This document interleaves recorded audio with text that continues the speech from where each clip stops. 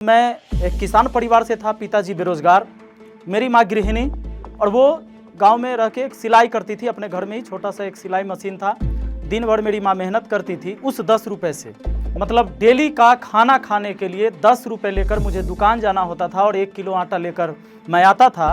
और हाँ, कभी कभी ऐसा होता था मैं 3-3 रात और 3-3 दिन तक नहीं सोता था। तो बस इतना सा आप फील करो कि वो चीज़ और ये चीज़ उस टाइम में और इस टाइम में इतना ज्यादा अंतर कैसे आया होगा।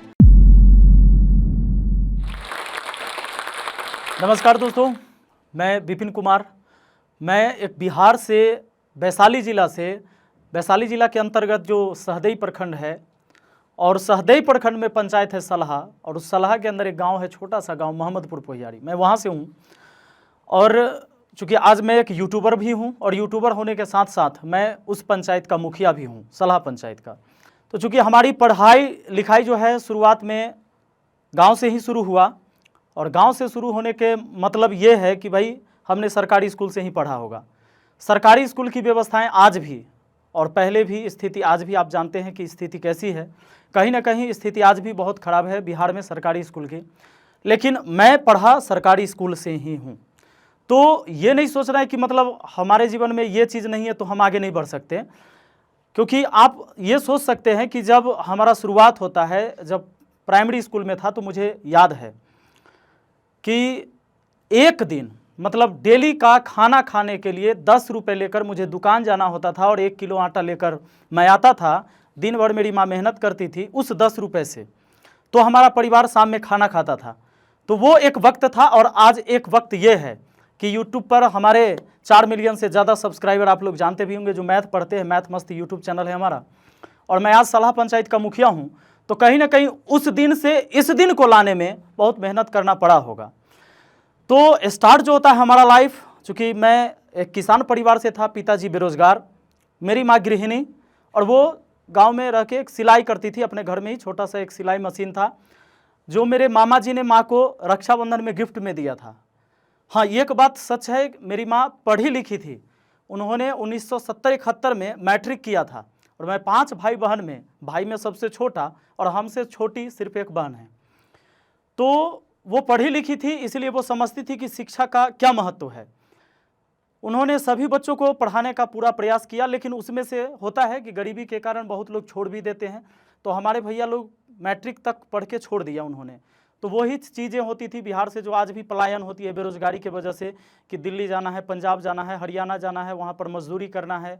तो बेसिक शिक्षा के बाद बहुत सारे लोग तो वो भी शिक्षा नहीं ले पाते थे, लेकिन बेसिक शिक्षा लेने के बाद हमारे भाई लोगों ने पढ़ाई छोड़ दिया, जो हमसे बड़े भैया थे। पर हमारा पढ़ाई जारी रहा। पढ़ाई खासकर जारी इसलिए था कि मुझे बाकी काम करने में मज़ा नहीं आता था। जैसे अगर खेतों में काम करना है तो वो हमारे लिए बड़ा मुश्किल काम होता था। मुझे लगता था ये बहुत टफ है, उससे आसान पढ़ना ही है। क्योंकि पढ़ने के लिए कम से कम भाई छाँ में तो हैं, स्कूल के अंदर हैं हम, और खेतों में काम करना मेरे लिए मुश्किल होता था। तो मुझे लगता था कि ये आसान काम है पढ़ना, हालांकि समझ में नहीं आता था। मैं आपको बता दूं कि जब मैंने मैट्रिक किया तो 3rd डिवीजन में मैट्रिक पास हूं। मैथ मेरे लिए सबसे ज़्यादा कमज़ोर विषय रहा, और आज मैं मैथ ही पढ़ाता हूं। मैथ पढ़ने के लिए 4 मिलियन से ज़्यादा लोग मुझे फॉलो करते हैं। तो बस इतना सा आप फील करो कि वो चीज़ और ये चीज़ उस टाइम में और इस टाइम में इतना ज़्यादा अंतर कैसे आया होगा कि मैं आज मैथ ही पढ़ाता हूँ और आप लोग मैथ पढ़ते हैं हमसे। तो दोस्तों, इसके पीछे मेहनत, और वो मेहनत इंसान को खुद करना पड़ता है। आपके बदले कोई नहीं कर सकता। हाँ, अगर घर वाले आपको समझ रहे हैं, वो शिक्षित हैं, तो थोड़ा सा आपको सुझाव देंगे कि भाई तुम मेहनत करो। पर ऐसा नहीं है कि आपके बदले वो मेहनत कर लेंगे। जगना आप ही को होगा, पढ़ना आप ही को पड़ेगा।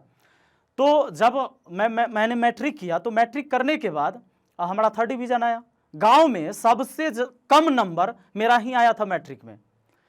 उसके बाद डर से, मैथ के डर से, मैंने मैथ इंटर में नहीं लिया। मैंने 12th किया बायोलॉजी से, मैथ को साइड में रखा।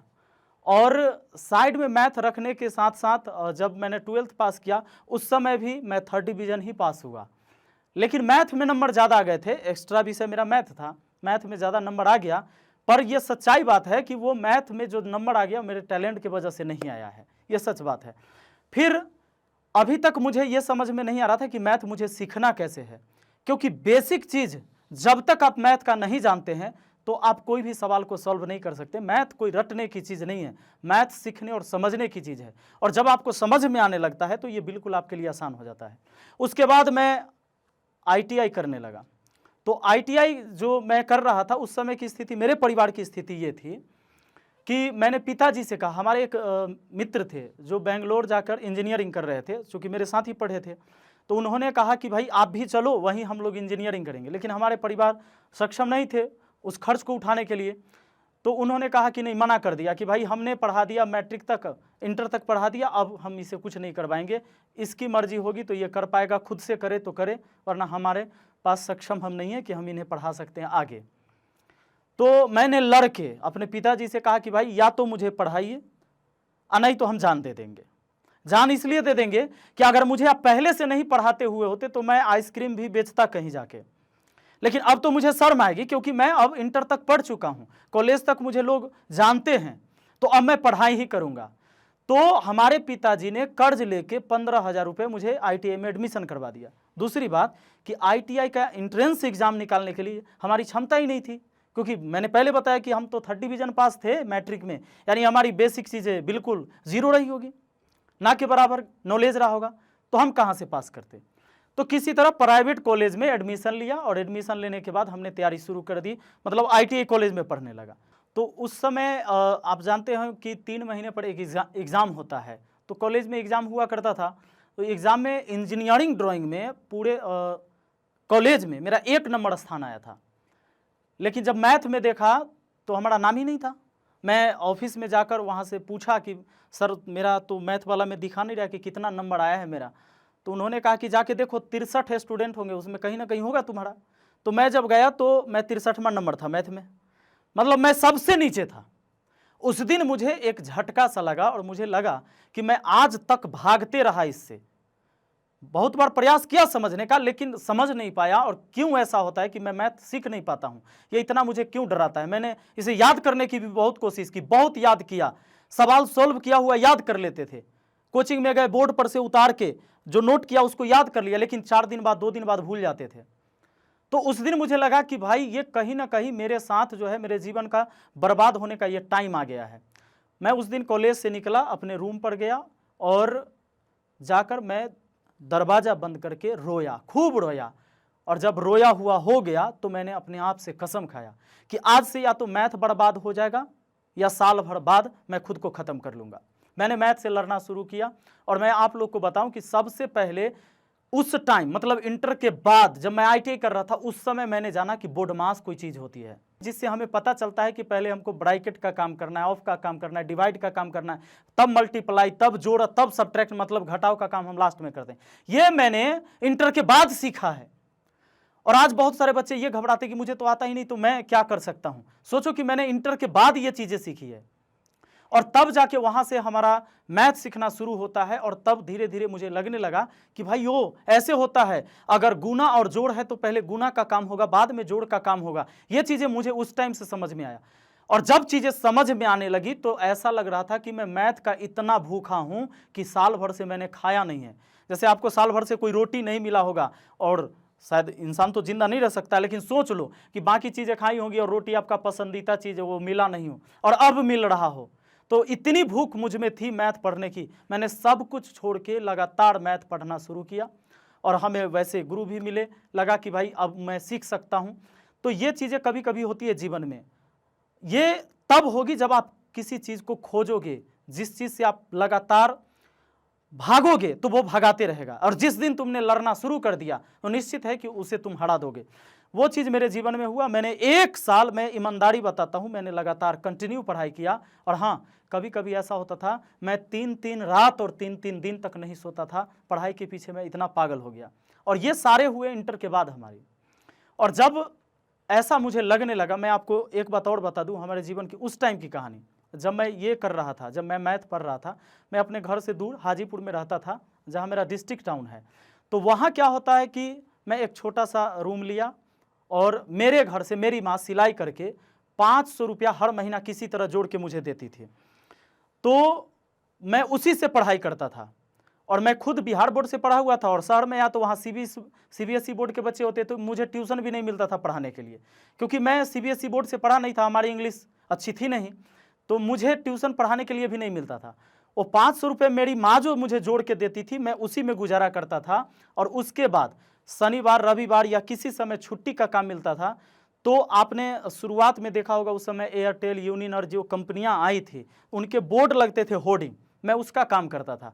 तो मैं होर्डिंग लगाता था लेबर मजदूर के साथ, और वो रात में ज़्यादातर लगते, जब पूरा शहर सो जाता है, शांत हो जाता है, तो उस टाइम वो बोर्ड लगता था, मैं उसमें काम करता था। और 150 रुपये पूरे रात काम करने को मुझे मिलते थे। तो दिन में पढ़ाई करना, रात में काम करना, वो काम मैं सिर्फ इसलिए करता था, पैसे कमाने के लिए नहीं, मैं वो काम इसलिए करता था कि हमारी पढ़ाई जारी रहे, मेरा पढ़ाई बीच में न छूट जाए।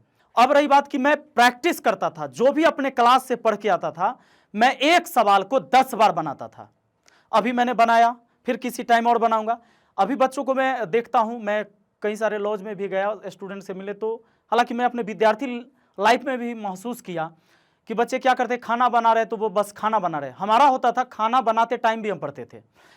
अब मान लो कि खाना तुमने कुकर चढ़ा दिया है और चावल बन रहा है तुम्हारा, तो कुकर के सामने बैठ के इंतजार करने की जरूरत नहीं है, हम कम से कम 2-4 सवाल उतने देर में बना सकते हैं। तो मैं ऐसे अपने समय का यूज करता था। जब मैं कपड़ा धो रहा हूं तो माइंड में मैं कैलकुलेट करता था, सोचता था कि आज मैंने कौन कौन से सवाल मैथ के पढ़े हैं। तो ये चीजें होती है, जब तक आप पढ़ाई के पीछे पागल नहीं होंगे तो भाई कोई भी चीज हासिल नहीं होगी, और इतना आसान नहीं होता है। जबकि अगर आप लग जाओगे तो ये बहुत आसान है आपके लिए। एक बात याद रखना, अगर आज तक किसी भी विषय में अगर आप कमजोर हो तो ये पक्का है कि आप कहीं ना कहीं उससे उतनी ताकत से नहीं लड़े हैं जितनी ताकत से आपको लड़ना चाहिए था। आपने वो मेहनत नहीं किया है जितना आप कर सकते थे, ये सच्चाई बात है। मैंने मेहनत किया, और सच बताऊं केवल 1 साल मैंने इतनी मेहनत किया, उसके बाद एक बार मैंने इलाहाबाद बैंक का प्रीवियस ईयर क्वेश्चन जो एग्जाम हुआ था उसके क्वेश्चन आए थे, सामान्य ज्ञान दर्पण बुक में छप के आता था, 50 सवाल में मैंने 48 सवाल मैथ के कर लिए। और जब मैंने 48 सवाल सॉल्व किए तो मुझे लगा कि भाई मैं अब मैथ सीख चुका हूं। ये 2 सवाल मैंने अपने गुरुजी से पूछा, गुरुजी ने कहा कि ये सवाल ही कुछ टेढ़ा था, तुम्हारे आउट ऑफ सिलेबस से था, मैंने पढ़ाया नहीं था। तो उस दिन मुझे लगा कि भाई ये मुझे, अब तो मैं मैथ सीख गया हूं। और तब मुझे लग रहा था कि जो बच्चे मेरे जैसे कमजोर होंगे, जिन्हें मैथ से इतनी डर लगती होगी, उनको ऐसे पढ़ना चाहिए था जैसे मैंने पढ़ा है। तो उस दिन से मेरा जो है इरादा बदल गया। अब मुझे लगा कि मैं पढ़ाऊंगा। बाद में मैंने इस देश में एक बहुत बड़ा नाम चल रहा था, एक लर्निंग प्लेटफॉर्म जिसका नाम नहीं लूँगा मैं, उस पर भी मैंने पढ़ाया था। लेकिन वहाँ पर क्या होती थी कि मनमौजी फीस लिए जाते थे मेरे नाम पे। तो ऑनलाइन 2017 में मैंने यूट्यूब चैनल बनाया। अच्छा, यूट्यूब की भी मुझे ज़्यादा जानकारी नहीं थी, और फिर भी यूट्यूब चैनल हमारा बना, वो इसलिए बन गया था कि मैं एक बार कोई सवाल के बारे में गूगल पे सर्च कर रहा था और गूगल ने मुझे सजेस्ट कर दिया यूट्यूब। तो वीडियो मैं यूट्यूब पर देखने लगा, तो यूट्यूब पर पढ़ने मैं उस क्वेश्चन का सॉल्यूशन यूट्यूब पर देख रहा था। तो मुझे लगा कि ये यूट्यूब का कोई टीचर होगा जो यूट्यूब पर पढ़ाता होगा, वीडियो डालता होगा या वीडियो यूट्यूब अपलोड करता होगा। उस समय तक मुझे ये नहीं पता था कि मेरे जैसे लोग भी यूट्यूब पर पढ़ा सकते हैं। पहले मुझे ये लगा था कि यूट्यूब वीडियो डालता है। फिर धीरे धीरे मुझे पता चला कि नहीं, यूट्यूब पर कोई भी व्यक्ति अपना अकाउंट बनाकर वीडियो डाल सकता है। मुझे लगा कि मैं भी तो मैथ अच्छा पढ़ाता हूँ, मैं भी मैथ की वीडियो डाल सकता हूँ। तब मैं ऑफलाइन कोचिंग पढ़ाया करता था। 2011 से मैंने ऑफलाइन पढ़ाना शुरू कर दिया था। 1 दशक मैंने इस उम्र में पढ़ा लिए हैं, और आज हमारी उम्र 31 साल पार हो गई है, 32 में मैं जा रहा हूँ, लेकिन 1 दशक मैंने मैथ पढ़ा दिया बच्चों को। 2017 में यूट्यूब चैनल बना, 18 में हमारी वीडियो सब वायरल होना शुरू हो गई। 2018 में रेलवे का एग्ज़ाम था, उस समय हमारी वीडियो बहुत वायरल हुई। उस महीने के लगभग 15 वीडियो वायरल हैं जो मिलियनों में व्यू हुए। उस समय से बहुत सारे बच्चे मुझे जानने लगे, और तब जाके हमारी स्थिति जो है सो बहुत अलग हो गई। और जो एक था कि आर्थिक प्रॉब्लम जितनी थी वो मेरा सॉल्व होना शुरू हो गया। और आज आप लोग की दुआएं हैं, आप लोग का प्यार है, आप लोग का सपोर्ट है, जिसके वजह से आज ये तो निश्चित है कि वो 10 रुपये उस समय जो लेके हम दुकान जाते थे, उस दिन आटा खरीद के लाते थे, तब घर में खाना बनता था। आज स्थिति ये है कि भाई अपनी ज़िंदगी बहुत अच्छे से मैं गुजार सकता हूँ। तो एक चीज़ याद रखिएगा, जब तक आप अपनी भला नहीं कर पाएंगे तब तक आप किसी का भला नहीं कर सकते। इसलिए विद्यार्थी लाइफ में थोड़ा स्वार्थी बनना जरूरी है। स्वार्थी मैं इसलिए कह रहा हूँ कि अपने लिए समय आपको निकालना पड़ेगा। आपको अपने आप को निखारने के लिए आपको समय निकालना पड़ेगा। जब तक आप अपने लिए समय नहीं निकालेंगे, आप अपने आप को अच्छा नहीं बना पाएंगे, आप समाज को कभी बेहतर नहीं बना सकते। इसीलिए आपके पास जो समय है, इस समय को पहचानिए, अपने आप को बेहतर बनाइए। और कहते हैं ना कि परिंदों को नहीं दी जाती तालीम उड़ानों की, वो खुद ही तय करते हैं सफर आसमानों की। और रखता हो जो हौसला आसमानों को छूने का, उसे परवाह नहीं होती गिर जाने की। तो अगर जिसके अंदर हौसला है आसमान को छूने का, उसको परवाह कभी नहीं होनी चाहिए गिरने की। अगर आप इस टॉक के एंड तक पहुंच चुके हैं तो मैं आपको जोश टॉक्स का एक दूसरा रूप भी दिखाना चाहता हूं, जिससे मैं काफ़ी देर से जुड़ा हुआ हूं और मुझे बहुत बहुत ज़्यादा पसंद है कि वो क्या कर रहे हैं। जोश टॉक्स ने एक नया ऐप लॉन्च किया है जिसका नाम है जोश स्किल्स। अब वो नया नहीं रहा, काफ़ी टाइम से है, लाखों लोग उसको अब यूज़ करते हैं। और जोश स्किल्स पे आप अपनी ज़िंदगी के लिए कोर्सेज ढूंढ सकते हैं। वो कोर्स नहीं जो आपको physics, chemistry, commerce, business studies पढ़ाएंगे, वो कोर्सेज जो आपकी जिंदगी में आपको कैसे जीना चाहिए वो सिखाएंगे।